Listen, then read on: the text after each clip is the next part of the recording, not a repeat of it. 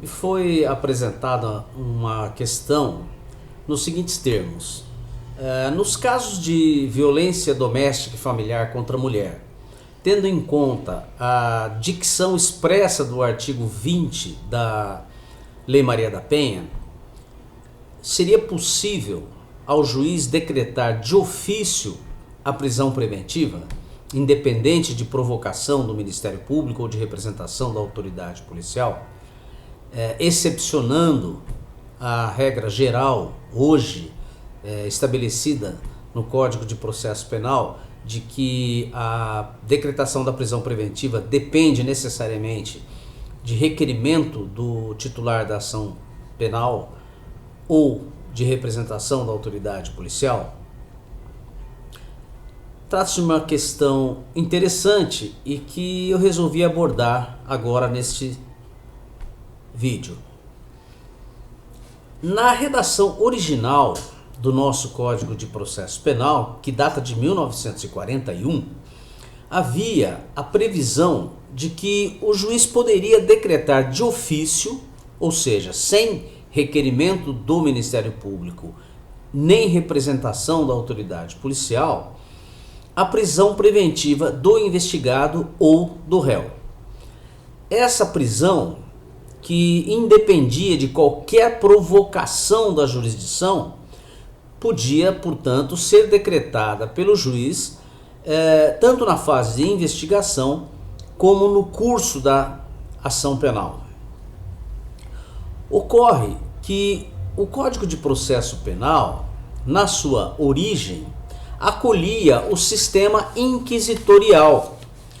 já que era nitidamente inspirado no Codice di Procedura Penale italiano, no Código de Processo Penal italiano, datado de 1930, conhecido Código Rocco, de nítido colorido inquisitorial e expressão da ideologia fascista que era então dominante na Itália. E a Constituição de 1988, de inspiração democrática, acolheu, inspirada no sistema adversarial do direito norte-americano, o chamado sistema acusatório, conforme se vê no seu artigo 129, inciso 1º. Portanto, com o advento da Constituição de 1988, vários dispositivos e institutos do Código de Processo Penal deixaram de ter compatibilidade com o ordenamento constitucional, ou seja, não foram recepcionados pela nova ordem constitucional e perderam então eficácia. Entretanto, a respeito de muitas das normas processuais, ainda pairaram dúvidas a respeito da sua constitucionalidade. Dúvidas essas que só ao longo do tempo foram sendo dissipadas pela doutrina e pela jurisprudência. E uma dessas dúvidas se refere justamente à possibilidade ou não da prisão preventiva ser decretada de ofício pelo juiz. A doutrina e a jurisprudência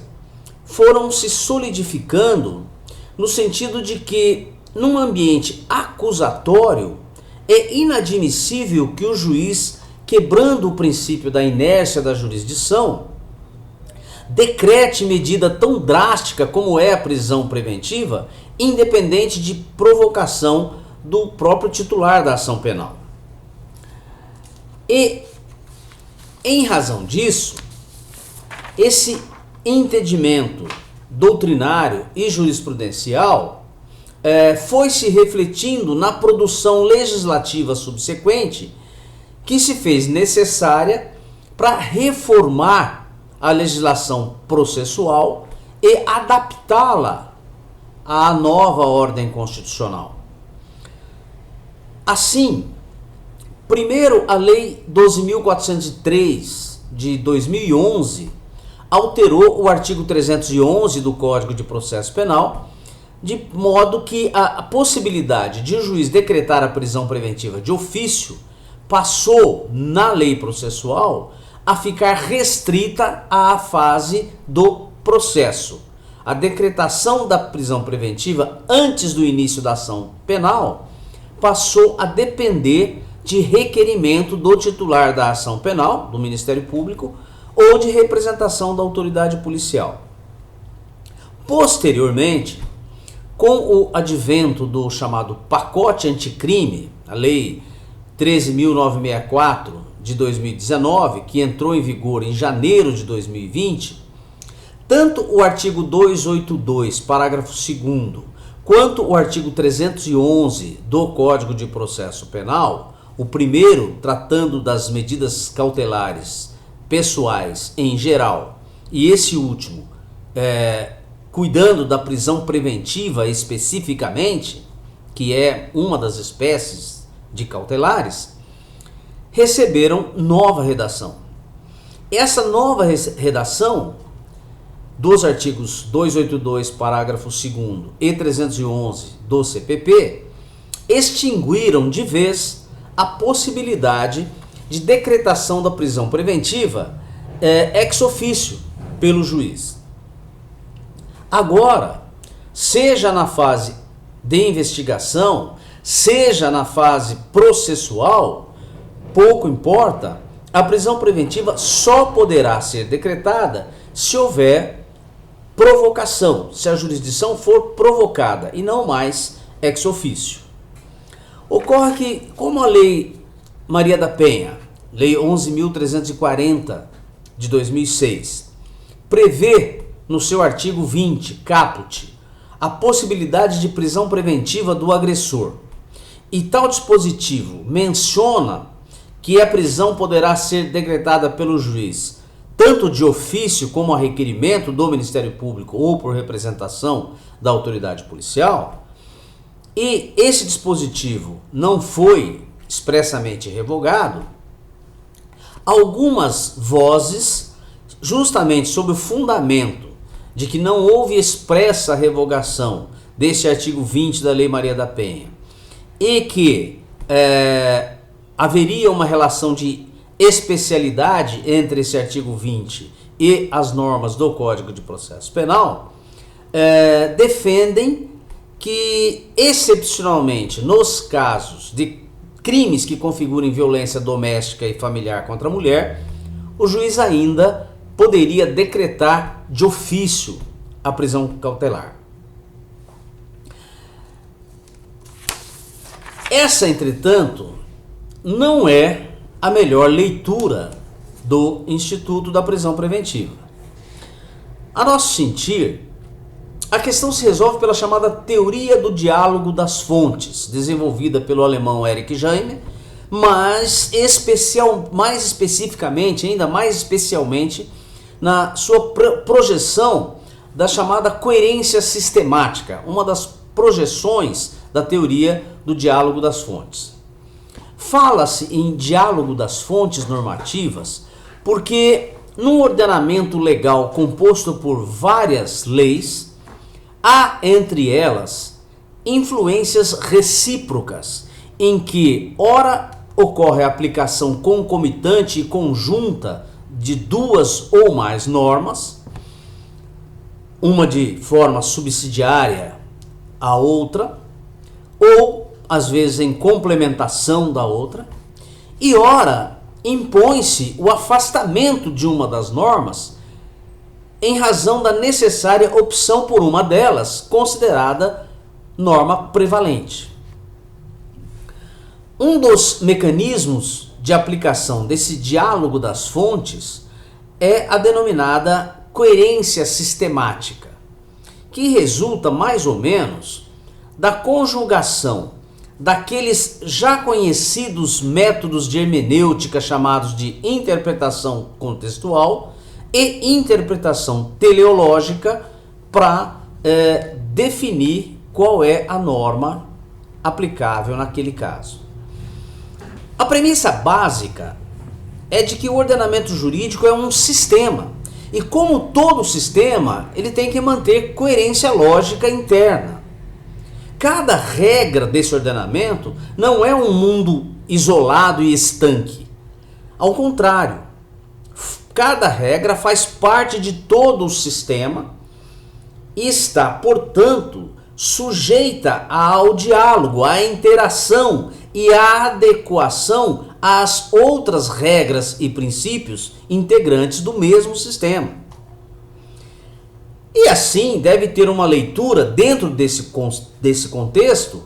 sob a perspectiva da sua orientação teleológica, ou seja, do propósito ou da finalidade da norma.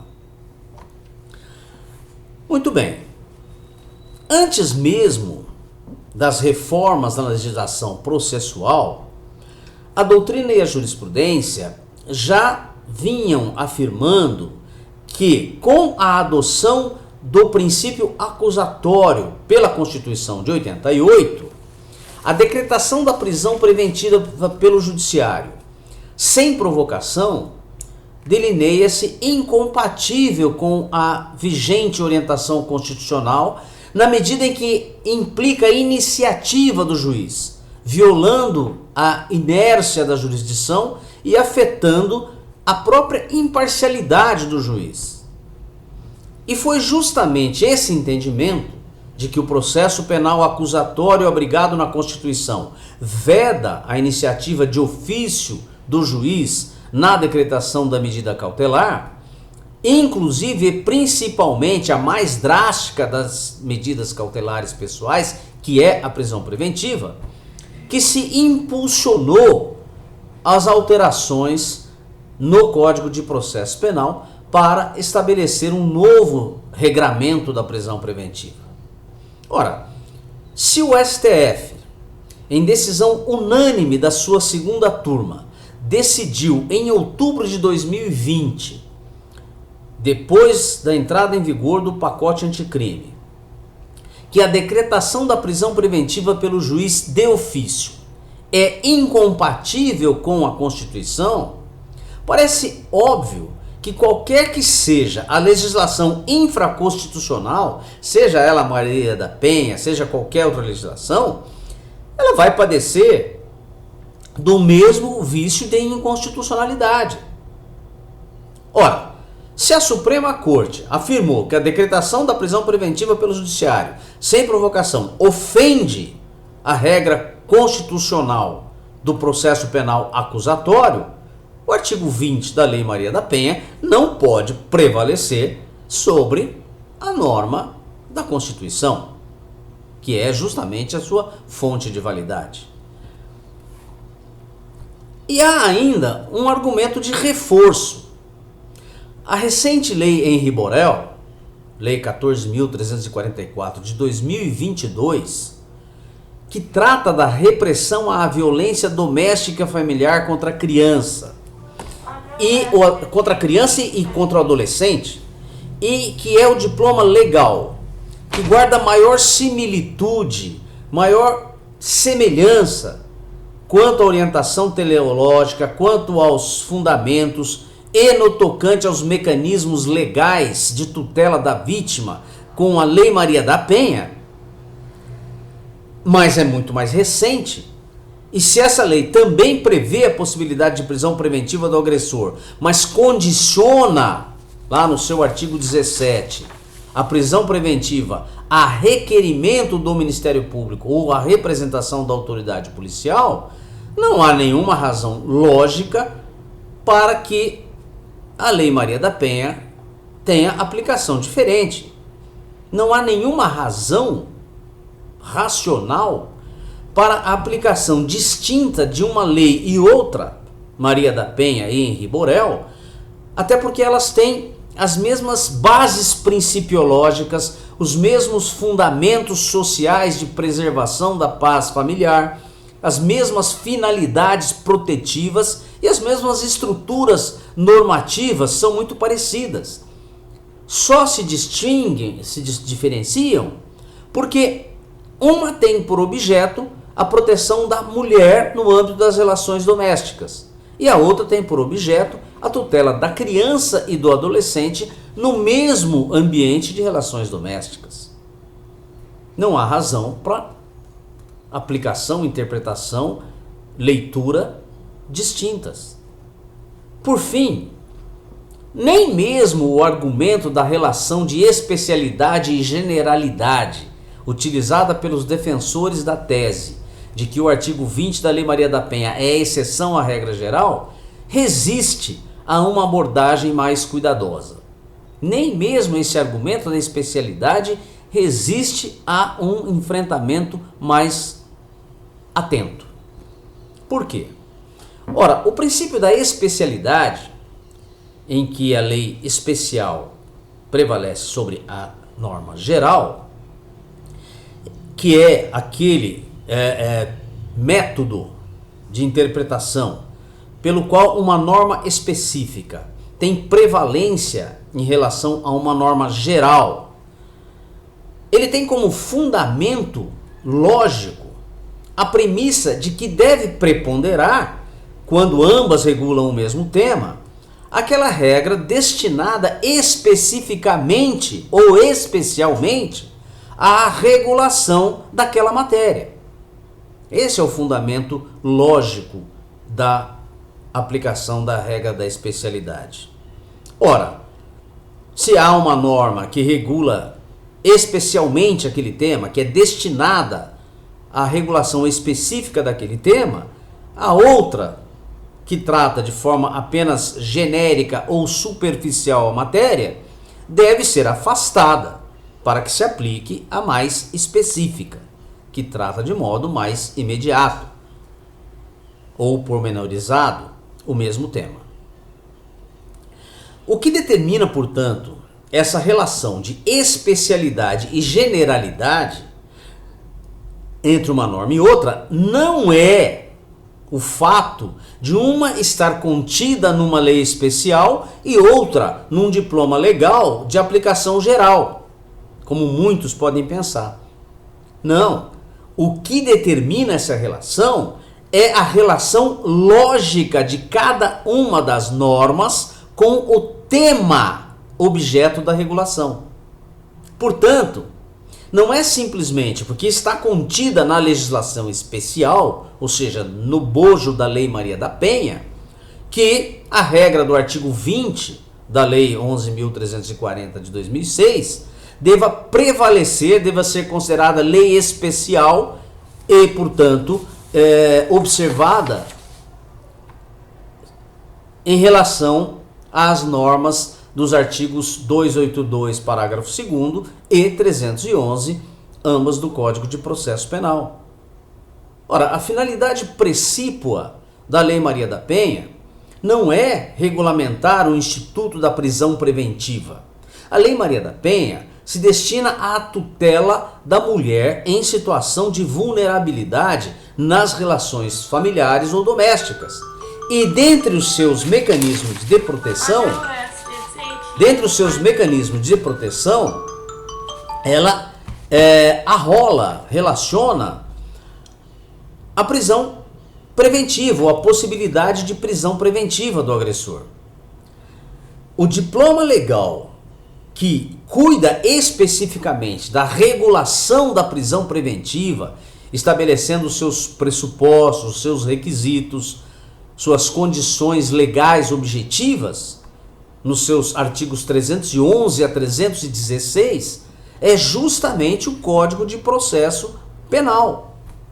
Esses dispositivos do Código de Processo Penal, portanto, é que tratam especificamente, que tratam com especialidade a matéria prisão preventiva. Desse modo, se aplicado na sua forma correta o princípio da especialidade, ainda mais razão há para se afirmar que deve prevalecer a decretação da prisão preventiva apenas mediante provocação. Ou seja, o princípio da especialidade, ao contrário do que afirmam alguns, deve ser fundamento para que prevaleça a vedação da decretação da prisão preventiva de ofício pelo juiz, em coerência, inclusive, com a observância necessária do ordenamento constitucional.